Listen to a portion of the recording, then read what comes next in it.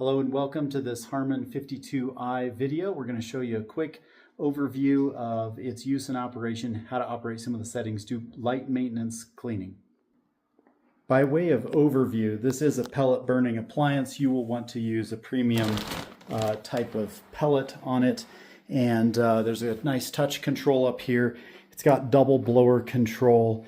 And we're going to show you how to operate it. On the outside of the home, this is what it looks like. Exhaust goes up 2 feet and out through the exterior wall. We have our fresh air inlet separated so that it doesn't hopefully pick up the smell and bring it back in. When you're cleaning out this appliance, you'll need a couple of handy tools. You will need the scraper, which will scrape the burn pot. You'll need a small dandy brush, and you will need a vacuum to vacuum out the debris, the ash. We call it fly ash, just a real light brown ash. And then it's always important to have this little beauty right here, the owner's manual. And then this is a quick start guide that comes with the product right here. Just 1, 2, 3 easy steps. Load it with fuel, set the desired temperature, turn it on. So let's go over how to open the door and how to clean this thing. First of all, it might be helpful to put a little rug down on the floor in case some of these ashes come out. So we'll do that. So there is maintenance that's required to be done between annual professional inspections on the pellet stoves, just to make sure they're running as well as possible. Once you open the door, you'll see a star in the middle. The star emblem will lift up and come towards us, and that will loosen up the left and right panel, and we got to get back there to vacuum out the debris that would be built up in the back corners. So I just put my finger here, push back. I'm doing it one-handed here, and we'll just lift up on this. You can see it start to lift. There it comes. And it's connected with little tabs up underneath here, right there. So it's got to come out from underneath that. That comes out and those doors tilt. These are very heavy. So one of the things, and they do have like a dirty black ash on there. So what I recommend is take your ash drawer out. Lifts up and out, and use it as a collection tray. So we'll put our dirty pieces down in here. We'll come back to those later, but that will allow us just a safe place to put them. Then over here we grab this right hand side, lift it up, and then you turn it slightly, and you pivot it 90 degrees up and out. That can be very, very frustrating if you've never done it before. But we'll go ahead and again push it back a little, lift up, it drops down, bring it forward, tilt it this way, pull it towards you so you get out from underneath the lip, and then out it comes like that. And put it down here, and this will expose a very dirty back wall. This being a new install, there's not much debris collected, but down inside here this will be very dirty, so you can vacuum all this out. Right here is a quick release, and then this will tilt towards us, and you wiggle it out from underneath that washer, tilt it, and be careful of the little gasket on the bottom here. As you can see, it's got a little gasket. We want to keep that in good working order. But down here, this will all be full of debris. To give you your orientation, we're at the bottom of the Harman 52i, down low, and that's where the exhaust debris will collect. Then you take the brush right here, and we can brush this down into the vacuum that's running. So we're picking up all this debris again. Not much today. New install, barely been burned. So all that debris will go down. You collect it, you vacuum it, and then you put it back in the same way you took it out.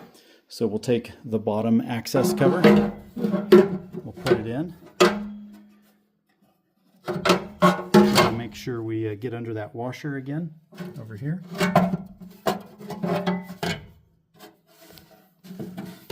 Got to compress the gasket just a little to get it to go in there. And over on this side, push it back, pull this down. Got to push it in pretty tight. Nice and snug, I guess. That's a toughie. Might have to use a little hammer to tap that guy forward. Okay, now we've successfully cleaned the lower access. Now we have the exhaust blower access right here. And it also has a swing arm. I'm just going to swing it that much, Then we're going to reach down here and pull this cover towards us. Ta-da! There's the exhaust blower. So if the engineers gave us enough room, we can pull this out. Again, we can put this in our ashtray. That can be dusted off and cleaned. Then back over here, we use our handy little brush.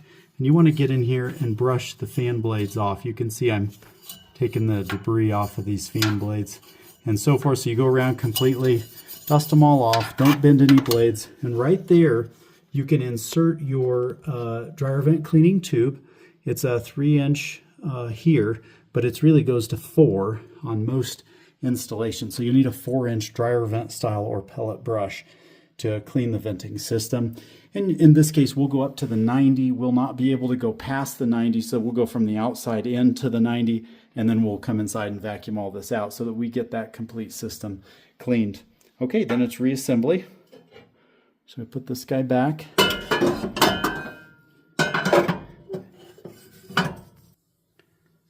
and then we swing the arm down.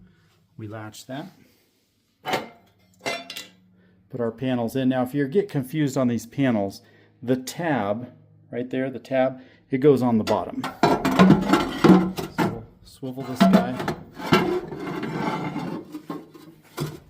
get it into place, lift it up.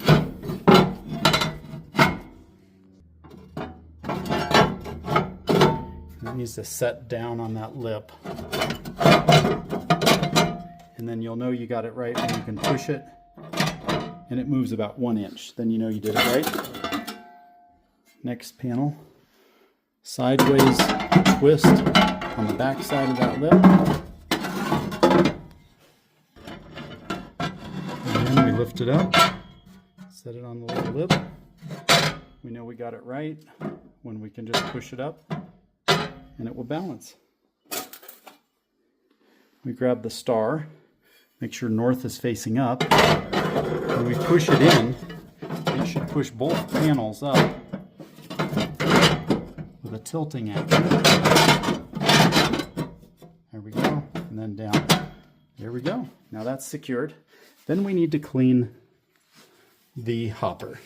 And you can pull this debris out and let it fall down into the ash pan. So let's go ahead and reinstall the ash pan. This should be done about every 20 to 40 bags of pellets, depending on the quality. 1 ton of pellets is 50 bags. 50 bags at 40 pounds each is 2,000 pounds. So you just use your scraper, scrape down in here. Again, we'll want to clear this out. This will be a black product. It won't be pellets, it'll be a black product. Be vigorous, be strong with it. Then the last thing is there's a little access port where those 2 screws are, the thumb screws on the left and right. So again, I'll remove the ash pan so I can easily get my hand in here. And then over here, these little thumb screws underneath, there's 2 of them, 1, 2. That gives us access to the igniter area. So we'll go ahead and open those up, loosen them. 1, 2. Looks like the factory put some nice grease on there, high temp grease, that's good. And you have to loosen it enough to miss those 2 screw heads. Pull it out. Ah, look at that debris in there. So, little business card size piece is what we'll go back in. But let's take a look and see what's actually inside there. You see a couple igniter wires, and you'll stick your vacuum in there, and you'll want to really clean that out because there can be a lot of debris in there, and that will block the airflow that goes up to the pot. If we block the airflow that goes up to the burn pot, we've essentially suffocated the appliance. So we do want to make sure that that pot is properly scraped on top and the debris that falls through the aeration holes is vacuumed out the bottom. All right, then we go ahead and reinstall the little access cover.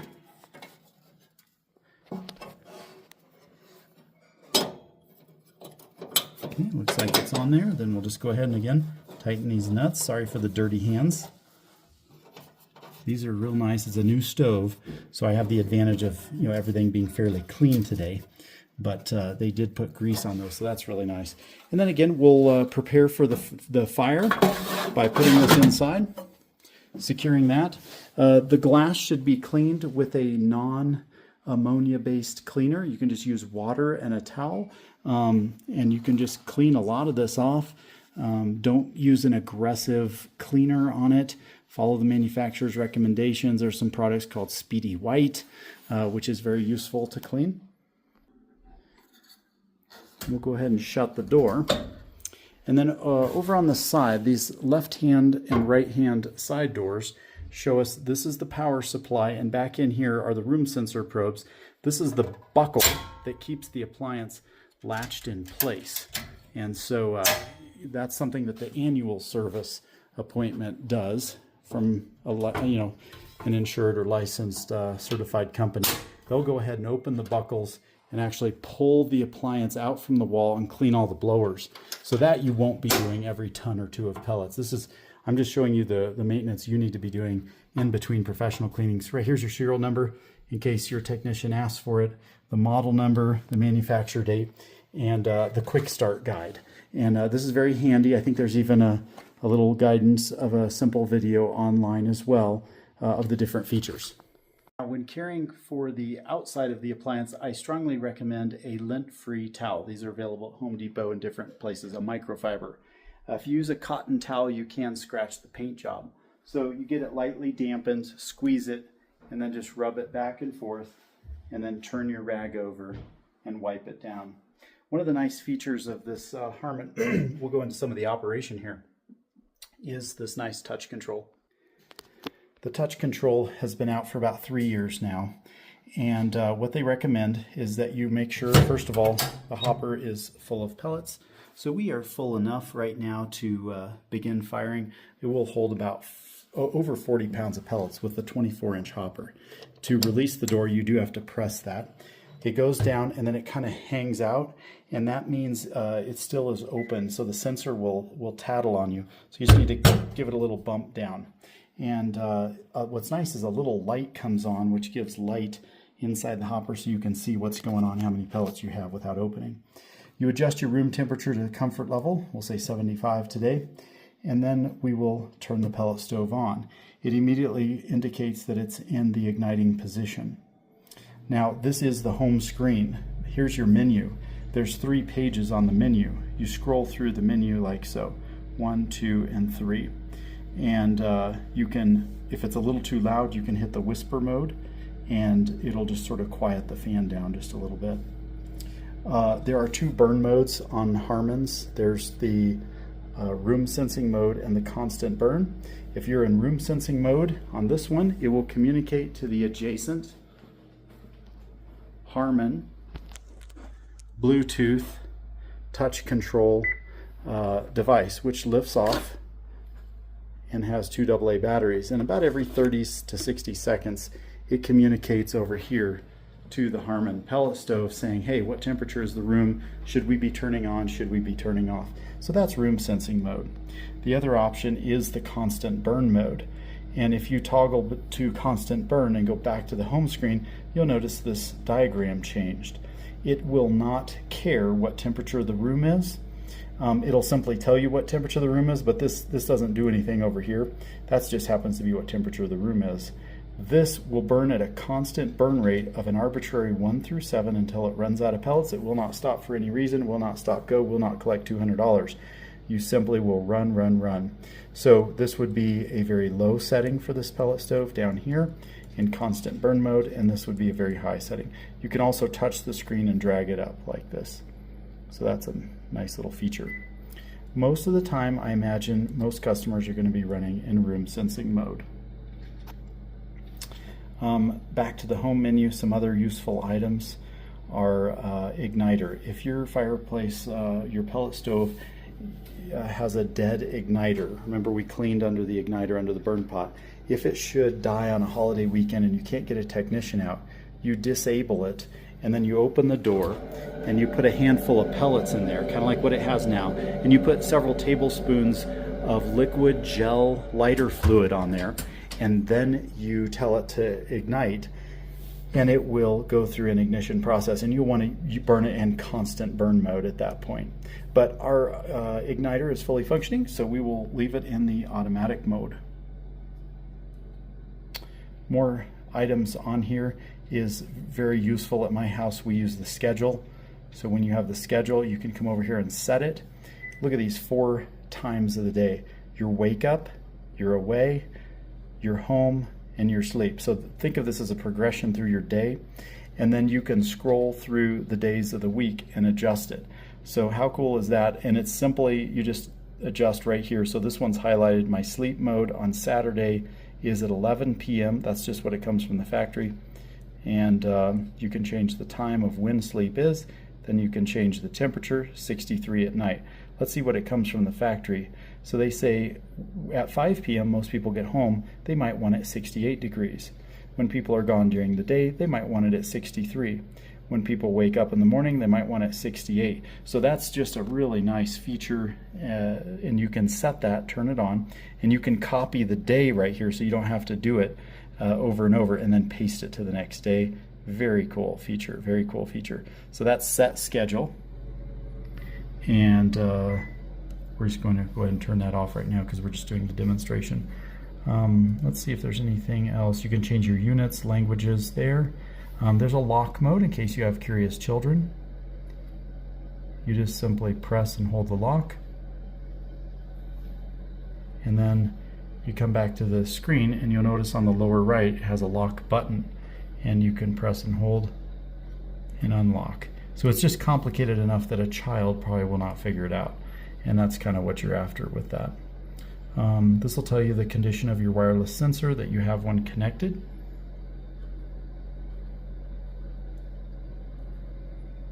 And over here, just you can scan the QR code and get to some helpful videos about the product in case you forget everything you learned. This thing usually takes about 5 minutes to begin operation. The red glow through the darkened glass is indicating that the igniter is starting. Hey, and we just captured it on camera. The actual fire has begun. And when the fire burns, it creates more light on that side of the glass than on our side of the glass. So the see-through mirror effect begins to function and you see the fire. And then when the fire goes out, it's brighter on our side than it is on the inside. So it goes to that mirror finish again. So a nice way of keeping your pellet stove looking clean. And now we're going to talk about how to load pellets in your pellet stove. There's a right and a wrong way to do it. You don't want to put your bag up there and cook it on top of your hot stove. So you always transfer the pellets into a metal hopper, from the metal hopper into the metal cast iron stove.